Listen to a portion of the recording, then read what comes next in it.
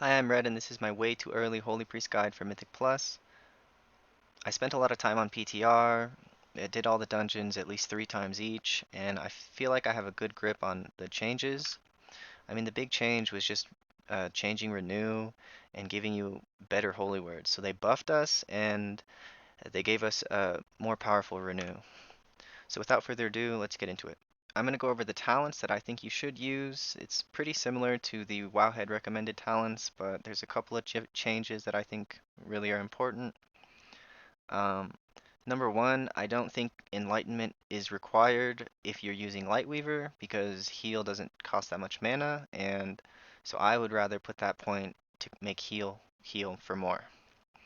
And the second is they recommend 2-minute Divine Hymn, and I don't think that's necessary. I think if you plan your Apotheosis correctly and use your Halo correctly, you shouldn't be relying on Divine Hymn, and historically we haven't relied on Divine Hymn at all. In fact, we didn't take that talent.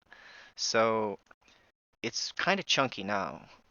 It's definitely gonna carry you through like +6 keys, +8 keys, but you don't need it to be a 2-minute cooldown. So the change I would say is either use Gales of Song to make your Divine Hymn actually worth a damn, or Holy Mending so that you're just passively more powerful.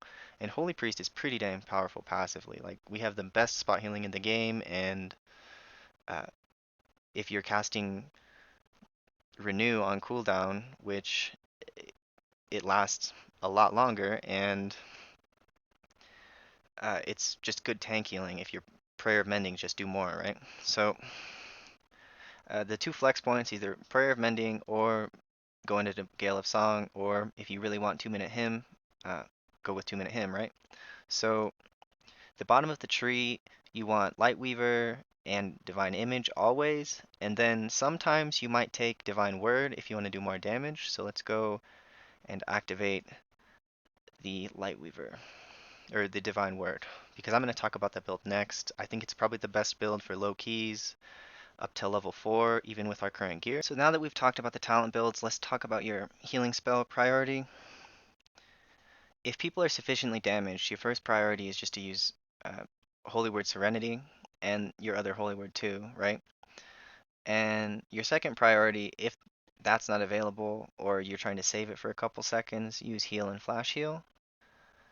And after that, as an Archon, you can use your two main rotational spells, which are Prayer of Mending and Renew.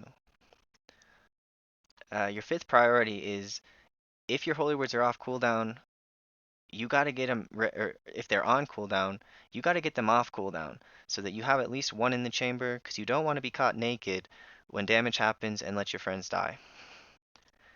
If all of those priorities are met, you have your prayer mending's on cooldown, your renew's on cooldown, and you have a holy word, go ahead and start doing some damage with Holy Fire and Holy Nova. Archon cooldowns are pretty easy. I mean, you you most of the time just want to keep Halo on cooldown and use it for DPS, and then save your Apotheosis for larger packs. So if you're double pulling or if there's a big dangerous mob in that pack, probably use Apotheosis. And then I like to save Divine Hymn for an oh shit button. So if you're in trouble, save Divine Hymn, use Divine Hymn, and then follow up with a Holy Word or two.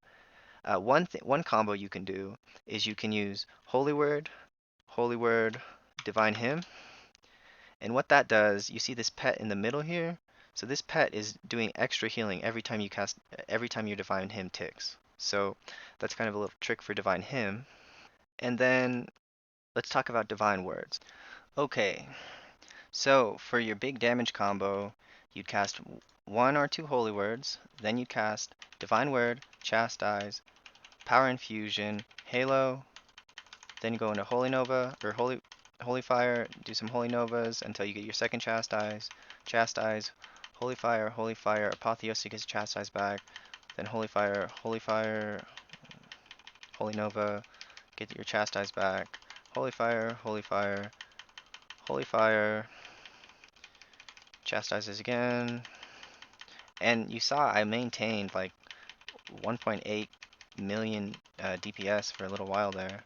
So it's a pretty nice little burst window, and that's allowed because you have Divine Word, and it's going to increase your damage by 20% for 15 seconds. So that's a pretty nice little buff. Okay, so that's how we do damage as Oracle, or Archon. Now we'll talk about Oracle. I think Oracle has a really strong place for pugging. If you're with a coordinated group and you trust them, then they're going to be doing a bunch of kicks, they're going to be doing a bunch of CC, they're going to be helping you a lot. But when you're pugging, you really can't count on anybody but yourself. So you want to have this extra cooldown, Premonition of Piety, that is super, super strong. I think it's stronger than Apotheosis, honestly. So when you're playing Archon, your strongest cooldown is Apotheosis followed by Halo in terms of dungeons for healing. But when you're playing Oracle, your strongest cooldown is Premonition, followed by Apotheosis, and shortly after followed by Hymn. And your baseline spells are just more powerful as a Oracle Priest. So uh, every time you cast Prayer of Mending, you're going to be applying Power Word Shield. Every time you and your Prayer of Mending does 25% more damage. Your Smite, Holy Fire, Holy Nova do 25% more damage. So I really think Oracle is the way to go for that mid-level of dungeons where you're going from, let's say, 6 through 11, and then even on 12 and 13, I think you can still play Oracle because the damage isn't so severe that you can't heal with Premonition of Piety. So uh, let's just go over the differences between your spell priority when you're Oracle versus when you're Archon. It's basically the same, but number 2 and number 3 are flipped. So your Prayer of Mending actually does a substantial amount of healing as Oracle, and it does upfront, it does a Power Word Shield on the target, so you don't feel so bad about casting it while people are injured. You can actually cast it on cooldown because it's powerful. And it's just really nice because you're not just spamming Flash Heal and heal. You can mix in a Prayer of Mending and when people are injured and keep the group up. Um, So, Renew is still in the same situation. It's really kind of just there to get your Holy Word Sanctify off cooldown. Um, and again, if your Holy Words are off cooldown or on cooldown, then you really want to get them back. So you be spamming that heal and flash heal to get that Holy Word back so that you're ready. You need that one in the chamber just in case someone tries to kill your friend.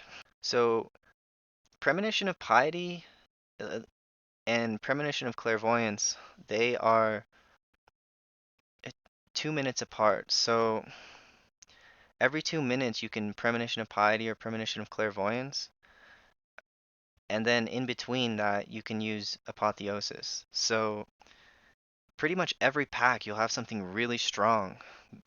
Like really, really strong to keep the group alive. Uh, I mean, with Archon, you have a Halo for every pack of trash, which is nice, but Halo is just not enough, and that's why Holy Priest has such a bad reputation because it lets people die, and people hate healers that let you die.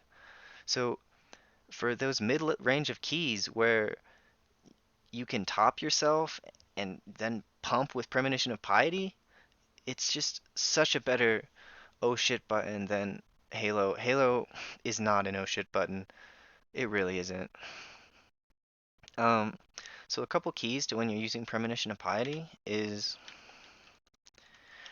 you want to try to use it whenever you have Guardian Spirit up. So let's say big damage is incoming and I know it's coming in the next couple seconds. What I'll do is use my first premonition to get my I got my 3 um, cooldown reduction, so I'll cast 3 renews. Then the damage is about to hit, so I go Premonition of Piety, Guardian Spirit, Flash Heal, Instant Heal, Flash Heal, Holy Word Serenity, Heal, Flash Heal, Serenity, and you're doing so much healing on yourself, and that all of that healing is being duplicated on your party. You're doubling your healing with Guardian Spirit, and when you cast Heal and Flash Heal on yourself, you're doing 30% more healing with those spells. So you're doing an insane amount of uh, single target healing to yourself, and all of that splashing. It's insane. It's such a good recovery cooldown, and I don't understand why everyone wants to play Archon. Yeah, you do big damage, but it's damage to all the little mobs, and it doesn't matter how much damage you do to the little mobs. You need to do more damage to the big mobs. And as an Archon or as an Oracle, uh, your your smite, holy fire, and holy fire do more damage. So you're doing more priority damage, and it's safer. It doesn't make any. It baffles me that people think Oracle is the absolute best for pugging and doing mid-level keys. Yes, for doing high-level content, Archon is better. You'll do more damage. Your group will stop all the stuff that needs to be stopped, and uh, you can get through the heal checks if your group is competent. But if your group is a little bit incompetent, man, it is so nice to be able to top people. Anyway, that's my little rant about Oracle and Archon. Um, I hope you enjoyed this guide. Sorry if it was a little ranty, but I wanted to get something out for the beginning of the season just to help you guys out. Once I finish 10s and 12s, I'll probably make a more in-depth guide.